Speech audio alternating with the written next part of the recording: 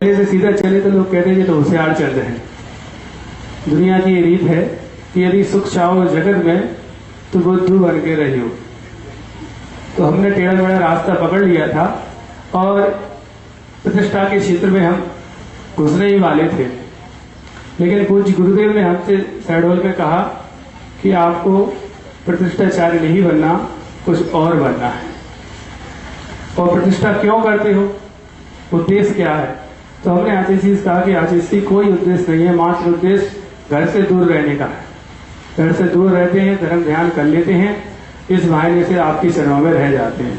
और किस्मत से जेब में हमारे टिकट भी रखा था, तो आचार्य उनका ये जाने का टिकट है और ये आने का टिकट है। अपने घर से लेके आते हैं, समाज बढ़िया खिलाती है, खा लेते हैं और कोई अपेक्षा समाज से नहीं रखते हैं।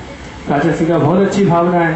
तो धर्म में आचार्य आप व्रत तो दे दीजिए, अभी हमारा व्रत नहीं है, अभी तो हम ऐसे ही हैं, केवल धर्म कर रहे हैं, लेकिन व्रत ही नहीं है तो निर्जरा भी कम हो रही होगी, क्योंकि लाइसेंस नहीं हो तो ड्राइविंग करने में रिस्क ज्यादा रहती है। लाइसेंस मिल जाए तो ड्राइविंग करने में रिस्क कम रहती है, केस छोटा बनता है। तो आज इसी के लगे ऐसे थोड़ी होता है, आपको व्रत लेना है तो माता पिता को लाना पड़ेगी। फिर आज इसी ने हमसे पर्सनल पूरी डिटेल ली, घर में कौन कौन है। तो हमने कहा जी ऐसा ऐसा भाई है, बहन है, सब है। राजेश के लिए आपकी जिम्मेदारी नहीं, आचार्य हमने अपनी सारी जिम्मेदारी निभा ली। फिर कौन सी जिम्मेदारी निभा ली? हमने कहा आचार्य हमसे बड़े 4 भाई बहन हैं, हमने सबकी सारी करवा दी, हम ही बचे अब तो। राजेश बहुत जैसे आप हंसे उससे भी ज्यादा तेज गुरुजी हंसे थे। इस सारी जिम्मेदारी में आचार्य बच्चे भी हो गए सबके, मैं अब कोई टेंशन नहीं है, अब तो हमारी अपनी टेंशन है। राजेश कहते ऐसे व्रत नहीं मिलता, माता पिता को लाना पड़ेगी। मैं जुआ क्या, अगली बार आएंगे माता पिता को ले आएंगे, अभी तो पंच कल्याण करो अच्छे से, अगली बार जब आओ तब माता पिता को ले आना। ठीक है, बहुत सरल है, माता पिता को लाना कितना सरल काम है, आपको पता है सबको, बहुत सरल काम है। देखो जैसे जिसके बाप मतारी वैसे उसके लड़का, ठीक है ना। तो माता पिता को लाना सबसे सरल काम है, लेकिन आप लोग उसको कठिन बना लेते हैं। हमने वहीं से फोन लगाया, मोबाइल चलाते थे, हमने कहा आचार्य ने कहा है कि आप लोग आ जाएं तो ठीक है, नहीं आपके मामा है उनसे हम पूछ लेंगे और व्रत दे देंगे। हमने घुमा दिया, हमने कहा हमारे पास जैक है, यदि आप आते हैं तो ठीक है, नहीं मामा सब करवा देंगे, क्योंकि माँ में 2 मामा है, मामा में 2 माँ है, जरूरत ही नहीं माँ की, मामा 2 माँ है, तो मामा की कोई जरूरत, माँ की कोई जरूरत ही नहीं है। तो वो कह लगे नहीं हम आएंगे, ऐसा थोड़ी होता है। तो किस्मत से लगभग 20-25 दिन बाद 17 का पंच कल्याणक था, तो लगभग 0 डिग्री टेम्परेचर था वहां की पंच कल्याणक के समय, लगभग 2-2.5 किलोमीटर मंच था। तो पहले दिन ही माता पिता पंच कल्याणक में पहुंच गए। अब वो हमें देखे, हम उन्हें देखे, वो अपने रिश्तेदारी में रुके थे, हम अपने क्षेत्र में रुके थे, तो केवल रास्ते में मिल जाते थे तो जय जिनेन्द्र होती थी केवल। हमने कहा अभी कोई काम नहीं, अजय सिंह का पंच कल्याण के बाद मिलना। हमने कहा ये भाग जाएंगे, यदि बीच में घुसा दिया तो अजय सिंह सुनेंगे नहीं पहली बात तो, और नहीं सुना तो जी कभी आएंगे नहीं। हमने कहा पंच कल्याण के बाद का कहा अजय सिंह। फिर क्या हुआ, पंच कल्याण बहुत अच्छे से हो गया, पंच कल्याण बहुत अच्छे से हो गया। तो पंच कल्याण के दूसरे दिन मुहूर्त अच्छा नहीं था, उसके तीसरे दिन मतलब कलशारोहण होना थी। तो हमने कहा जब कलशारोहण का मुहूर्त अच्छा नहीं है तो भगवान के जिनालय का कलश नहीं चढ़ सकता, तो अपना व्रत कैसे होगा, हो नहीं सकता। हमने कहा आज का मुहूर्त अच्छा नहीं, तो इनका कल लाना। हमने ऐसे 1 दिन और रोक दिया उनको। अब उसके बाद क्या हुआ कि जब हम पहुंचे अजय सिंह के पास, तो हम पहुंचे, माता पिता थे, साथ में लगभग 20-25 रिश्तेदार भी थे। जब मामा थे तो मामा होंगे, मामा थे और बहुत सारे रिश्तेदार थे। और जहां तक हमें स्मरण में है, आर्य का अनंतमती जी सत्संग वहां विराजमान थी आचार्य जी के कक्ष में, कुछ चर्चा चल रही थी। हमने कहा इनको भगना है, आज इनको रोक नहीं सकते, अब बहुत हो गई है, गांव के आदमी जल्दी गुस्सा आता है। तो हमने कहा चलो ठीक है, हम घुस गए। हम घुसे तो हमारे पीछे पूरी बारात आ गई। तो आचार्य जी का ये क्या मैं आचार्य जी सब समर्थन में आए हैं। तो आचार्य श्री का ऐसे नहीं चलता समर्थन, सबको बाहर करो, केवल माता पिता को बंद बुला। जी आचार्य श्री, हमने तो बाहर हो जाओ, सब बाहर हो गए। तो राजेश जी ने उन लोगों से एक क्वेश्चन ही नहीं पूछा। उन्होंने ही कहा कि राजेश जी जो आपकी इच्छा हो, हमें कोई विकल्प नहीं। फिर राजेश जी ने हमसे पहले 2 उंगली का इशारा किया, हमने कायसर चालू कर दिया। फिर कह लगे नहीं 3 का कर लो, हमने कायसर चालू है आजीवन का, आपके ऊपर है 2-3 का, हमारा तो आजीवन हो गया, आपका ऑप्शन चल रहा है 2 और 3 का, हमने तो कर लिया पूरा, हमें कोई विकल्प नहीं है, आप जितना दें जब दें स्वीकार है। उन्होंने 2 साल का, हमने कायसर ने 3 का कर लो, हमने कहा कायसर तो चालू है 3 का हो गया, एक कायसर में 2 व्रत हो गए, 2 साल का एक 3 साल का, और 5 साल में डबल हो जाता है, तो 10 साल का हो गया, है कि नहीं। जब 25-27 साल की उम्र में 10 साल का व्रत हो गया तो उससे आगे आजीवन करने की कोई जरूरत ही नहीं, ऑटोमेटिक आजीवन हो जाएगा। फिर राजेश ने आशीर्वाद दिया, सब लोग घर चले गए। फिर धीरे धीरे राजेश जी का ब्याह हुआ, कुंडलपुर आ गए। कुंडलपुर की बहुत अच्छी घटना है कि वहां प्रसाद बढ़ रहा था, ऐसे प्रसाद सागर महाराज जी का नाम प्रसाद है ना, तो राजेश जी उस समय प्रसाद बांट रहे थे। तो हमसे मुनि श्री श्रेयांश सागर जी और मुनि श्री विनम्र सागर जी महाराज जी बैठे थे एक कक्ष में, और हम पहुंचे, हाथ में श्रीफल था। तो हमसे उन्होंने कहा बेटा दीक्षा होने वाली है। हमने कहा महाराज जी कब? मैं हमें भी लेना है कि तुझे दीक्षा नहीं मिलेगी। मैंने कहा क्यों नहीं मिलेगी महाराज जी? कि तू प्रदीप के साथ रहेगा, तेरे हाथ में माइक रहेगा और द्रव्य की थाली रहेगी, उसी मंच में घूमेगा, लेकिन तुझे दीक्षा नहीं मिलेगी क्योंकि तू प्रतिष्ठाचारी है।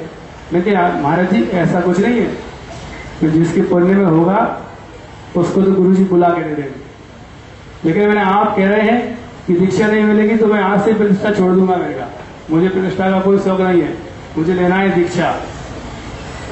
तो या जैसे प्रसाद मिल रहा है तुझे ही मिल जाएगा। तो मैंने कहा ठीक है महाराज जी।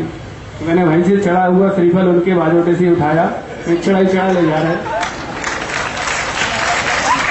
तो महाराज जी कह रहे ऐसा कैसे ले जा रहे हो? मैं कहा महाराज जी आपके पास थोड़ी स्वाहा बोली है, रख गए वो तो उन्हें पैसे खर्च के यहाँ रख गए, तो स्वाहा बोलते तो चढ़ा मानते। ये तो केवल रखा है अमानत में आपके पास, यहाँ से कोई उठाएगा तो माली उठाएगा और कोई नहीं उठा सकता।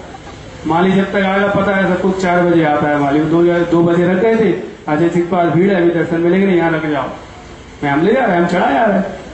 तो हम आजय श्री पास पहुंचे और आजय श्री ने हमें देखा तो हमने कहा आजय श्री दीक्षा के भाव हैं और आप जैसा कहें हम तैयार हैं। तो कह लगे तुम तो प्रदीप के साथ रहते हो ना, असूल नगर वाले के साथ। मैं जी आजय श्री तुम फिर तो प्रदीप से पूछना पड़ेगी। मैं पूछ लीजिए आजय श्री में, वो हमसे ज्यादा तैयार है। मैं हम उनके साथ इसी कंडीशन पर हुए थे कि जब दीक्षा मिलेगी हम सबसे पहले लेंगे, हमें इससे मतलब नहीं, हम जब तक आपकी गाड़ी में बैठे हैं लेकिन दीक्षा मिलेगी सबसे पहले गाड़ी हम ही छोड़ेंगे। तो कि ठीक है प्रदीप से पूछना पड़ी, मुझे कोई दिक्कत नहीं है, मैं आते इसलिए कल आ जाएंगे। वो हमने वहां बोल तो दिया कि कल आ जाएंगे। हमने कहा कैसे आएंगे? मैं जो फोन नहीं उठाते किसी का, महीनों वेटिंग चलती है जिनके पास, वो कैसे आएंगे? हमने कहा पुण्य होगा तो सब होगा। हमने बाहर निकल के फिर फोन लगाया, हमने कहा आज याद कर रहे हैं। तो क्यों? मुझे पता नहीं है, आज याद कर रहे हैं आप। पूरी राज खोलने के तो आएंगे नहीं। तो किस्मत से वो सतना में थे, तुमने कहा मैं सतना में हूँ, रात को आ जाऊंगा। सुबह 8 बजे हम, जनवरी का महीना था, नहीं फरवरी थी, जब चाबी रखी हुई थी बड़े बाबा की। तो चाबी रखी हुई उससे पूर्व एक दिन पहले आ गए वो कमेटी वाले भी उनको फोन लगा रहे थे और हम उनसे बात कर रहे थे। तो शायद संतोष सिंह ने सुन लिया कि ये प्रदीप भैया से बात कर रहा है, तो उन्होंने हमें बुलाया, इधर आओ, किससे बात कर रहे थे? क्यों? मैं अपने मोबाइल से कर रही थी। तो छोड़ तो मैं फोन से लगाया था, मैं कोई से कर रही हूँ। कहीं किससे कर रहे थे बताओ? से मैं प्रदीप भैया से बात कर रहे। अरे कि हम 3 दिन से लगा रहे, फोन नहीं उठा रहे। अरे मैं लो हम दोबारा लगा रहे, तुम बात कर लो। हमने दोबारा लगाया, मैं संतोष से नहीं बात करना चाह रही थी। तो उन्हें चाबी के लिए कुछ कार्यक्रम था, उसका निवेदन करना थी। उनने बात की, सुबह वो आ गए, हम आते सी 8 बजे फिर पहुंचे। हमने कहा श्री भैया जी आ गए, अभी नहीं बाद में आना, मैं आते सी शाम को आएंगे प्रतिक्रमण के पहले, फिर दिन भर फिर तो वहीं खड़े रहो। बहुत समस्या रहती वो। उन्होंने बाद में कहा उस बात का कोई समझ में नहीं सकता कब बात होगी। हमने आते सी प्रतिक्रमण के पहले आएंगे, हम दिन भर फ्री रहें इससे। हम प्रतिक्रमण के पहले पहुंचे थे। तो फिर राजेश ने उनसे कोई बात की, हमें बाहर कर दिया। फिर राजेश ने हमें बुला के 64 रिद्धि के उपास थे। ये बात आज शायद सबको पता चल रही, किसी को पता नहीं। हमने किसी से नहीं कहा कभी, आज इसने हमें उपास दे दिए। हमने कहा जैसे आज से मंचमाला माइक का त्याग, कोई प्रतिष्ठा नहीं कराएंगे, फ्री रहेंगे। कहीं जाएंगे, जरूरत होगी सेवा जरूर देंगे, लेकिन पर्सनली किसी जिम्मेदारी से हम कहीं नहीं जाएंगे। कहीं आवश्यकता होगी तो हम जी जान लगा देंगे, लेकिन अपने ऊपर भार लेके नहीं जाएंगे। आज इनका ठीक है, आराम से करना, अनुकूलता से करना है। ठीक है, ये तो बहुत अच्छी बात कर दी, अनुकूलता से करना है। अनुकूलता तो आजीवन चलेगी, अनुकूलता तो आराम से करना है। तो फिर हमने फिर एक विधान था कि इसमें से ठाकुर की अष्टांग का सिद्ध चक्र विधान, हमने उनको फोन लगा कि भाई हम नहीं आ पाएंगे, आप किसी और बात कर दो। अब 1 महीने था, हमने कहा इनको फ्री कर दें, नहीं तो ये अपने भरोसे में रहें।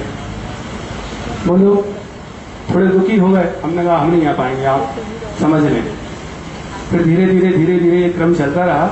फिर हम एक 4 लाइन जो गुरुजी के पास हमने कही नहीं थी, जो आज आपको सुना रहे हैं। मूक माटी की जो बात रह गई थी, आप तो पूरे मूक माटी की बात की थी, उस लाइन तो ही नहीं, बीच में कौन सी कथा आ गई, तो वो सुना रहे कि पाप पुण्य से मिलने आया है। हम पापी हैं, वो पुण्य आत्मा है। पाप पुण्य से मिलने आया है, विष पीयूष में घुलने आया है। विष पीयूष में घुलने आना है। हे प्रकाश पुंज प्रभाकर, मूक माटी की लाइनें हैं। हे प्रकाश पुंज प्रभाकर, अंधकार की प्रार्थना सुनो।